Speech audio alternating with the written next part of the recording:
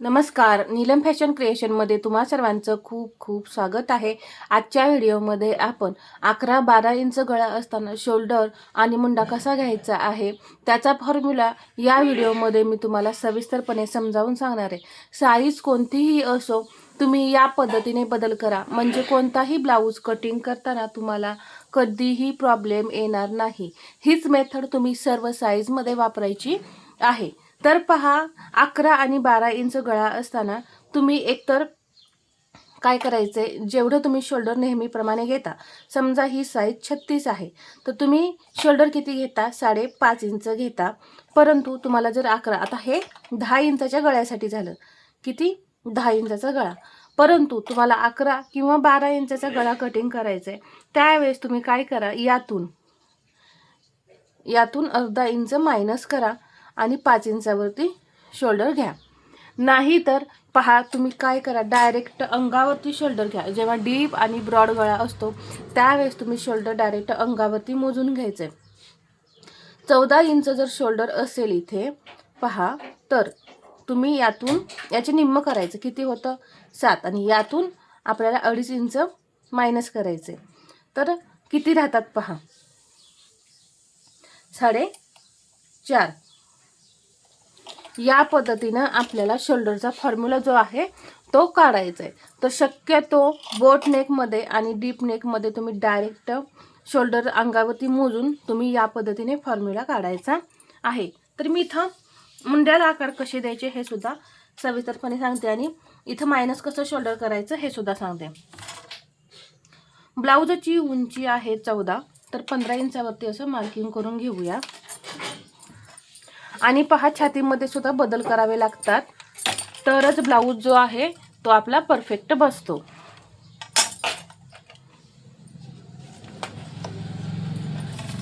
इथं उंचीचं मार्किंग झालं, तर मी आता काय सांगितलं, जर तुम्हाला अंगावरती शोल्डर मोजता येत नसतील तर जे तुम्ही 10 इंचाची शोल्डर घेता त्यातून अर्धा इंच मायनस करून तुम्ही शोल्डर घ्या, किंवा आता इथे मी 15 इंच शोल्डर घेते, त्यातून आपल्याला त्याचा निम्मा किती होतो पहा 7.5 इंच, त्यातून 2.5 इंच मायनस करायचं, किती राहतात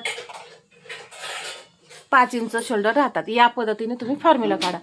मी मगाशी 14 इंच घेतलं, आता 15 इंच घेतलं, तर पहा वेगवेगळ्या साईजनुसार इथं तुमचं 16 इंच शोल्डर येऊ शकतं। इथं मी साईज 36 घेतली आहे, तुमचं 16 इंच शोल्डर येऊ शकतं 40 साईजमध्ये, किंवा 32 साईजमध्ये 13 इंच शोल्डर येऊ शकतं। तर तुम्ही या पद्धतीने हा फॉर्म्युला वापरायचा आहे, म्हणजे शोल्डर कसं मायनस करायचं हे मी तुम्हाला सांगितलं।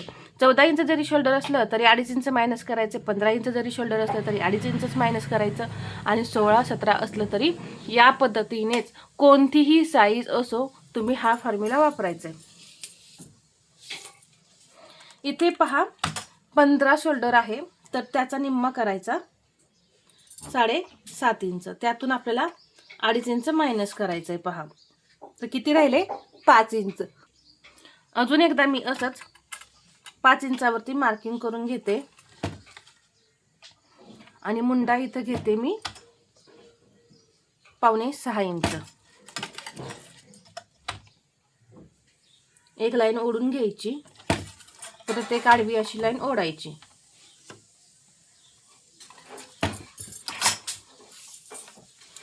मग अशी सांगितलं मी, ही साईज आहे 36, तर त्याचा चौथा भाग किती होतो 9। मग डायरेक्ट आपण पहा अगदी 7 इंचाच्या गळ्यापासून 10 इंचाच्या गळ्यापर्यंत छातीचा चौथा भाग वापरायचा आहे, तर आपण डायरेक्ट 9 इंच वापरतो, ठीक आहे। इथून आपण असं 9 इंच वापरतो छातीचा चौथा भाग, परंतु इथं आपला 11 ते 12 इंचाचा गळा कटिंग करायचा आहे, म्हणून आपण 9 मधून परत अर्धा इंच मायनस करून 8.5 इंचावरती हा पाठीमागचा भाग घ्यायचा आहे। तर पहा, मग मी परत असं 8.5 इंचावरती हा पाठीमागचा भाग घेतला, आणि पुढे हे 1.5 इंच मार्जिन। कंबर 30 आहे, त्याचा चौथा भाग 7.5, त्यामध्ये मी 1 इंच टक्ससाठी घेतला, आणि हे 1.5 इंच आपलं मार्जिन असणार आहे, आणि हे आपण आता जोडून घेऊया। इथे या पद्धतीने हे मी जोडून घेत आहे. आता मुंढ्याला आकार द्यायचे. तर रेग्युलर प्रमाणे आपण कसं 1.25 इंचाने आकार देतो तर तसं इथं द्यायचं नाही. इथे पहा मी अर्धा इंच असं आतमध्ये बाहेर गेले तिकडे आणि एक तिरकी लाईन अशी ओढून घेतली, फक्त अर्धा इंच. आणि इथून 1.25 इंचच घ्या आणि हा आकार जो आहे तो या पद्धतीने द्यायचा आणि इथं असं अर्धा इंच डाऊन करायचं. पहा किती परफेक्ट असा आकार येतो. तर मी इथं अर्धा इंच इकडे बाहेर गेली आहे आणि हा आकार पाठीमागचा देताना 0.75 असा दिलेला आहे.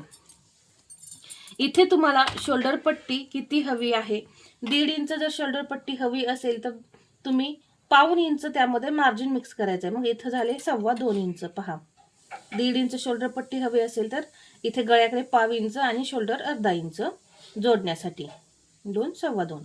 तर अशा पद्धतीने इथे 2.5 इंचाची आपली गळ्याची रुंदी राहणार आहे. ठीक आहे.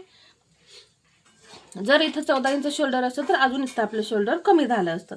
जेवढी तुम्हाला गळ्याची रुंदी हवी, शोल्डर पट्टी हवी आहे त्यामध्ये तुम्हाला प्लस करायचं आहे 1.25 इंच. तर पहा मला 1.5 इंचाची पट्टी हवी आहे तर मी यामध्ये 1.25 इंच प्लस करून इथं बाकीची जी गळा रुंदी वापरणार आहे जी काही असेल ती.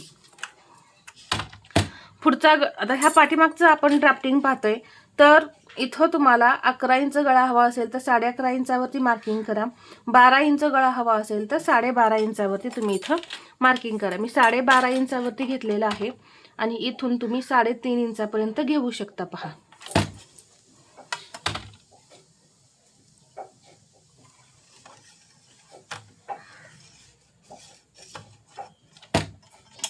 आणि इथे असा गळ्याला आकार द्यायचा. ठीक आहे. आणि शोल्डर पहा इथे अर्धा इंच असं डाऊन करायचं या पद्धतीने.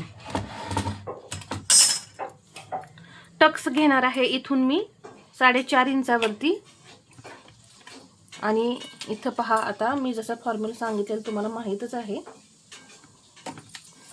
आणि आता गळ्यानुसार इथं आपण उंची फक्त 4 इंच घेऊया. इकडे अर्धा इंच आणि इकडे अर्धा इंच हा आपला असा टक्स होतो. पहा या पद्धतीने. आता डीप नेक आहे, आपोआप पसरणारच आहे म्हणून पहा इथं अर्धा इंच असं वरती जायचं. हा अर्धा इंच पहा इथे डीप नेक आहे, इथे टक्स दिल्यानंतर हा गळा इथे पसरतो, मग शोल्डर इकडे जातात आणि हा भाग असा डाऊन होतो. मग हा भाग सुद्धा इथला असा खाली डाऊन होतो. मग त्यासाठी तो भाग तिरका होऊ नये यासाठी पहा आपण इथं अर्धा इंच तिरकं हे कटिंग करून काढायचंय. तर पहा इथे हे आपलं कटिंग होऊन निघणार आहे अर्धा इंच. इथे हा भाग जो आहे तो कट होऊन निघणार आहे. पहा इथे हा भाग जो आहे तो कट होऊन निघणार आहे आणि इथे हा भाग. आता इथे आपल्याला मुंढा मोजायचा आहे. अर्धा इंच मार्जिन आपण सोडून इथं किती मुंढा येतोय हे पाहूया.